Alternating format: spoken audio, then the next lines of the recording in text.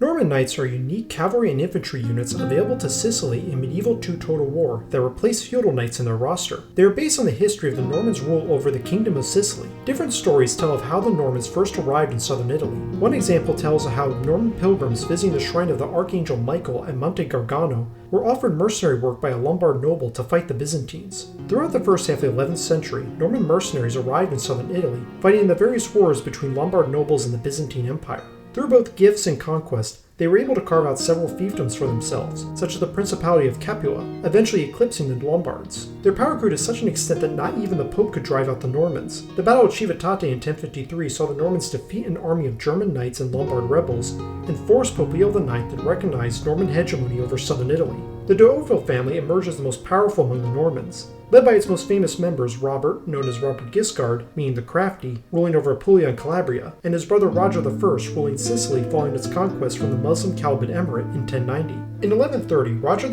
de Hauteville would go on to unite the Normans in the region into the Kingdom of Sicily. Outside of Sicily, the Normans would also continue their wars against the Byzantines, briefly control a stretch of the North African coast, and many Normans would take part in the First Crusade, such as Robert Guiscard's son, Bohemond of Taranto, who would become the first ruler of the Crusader state of Antioch in 1098.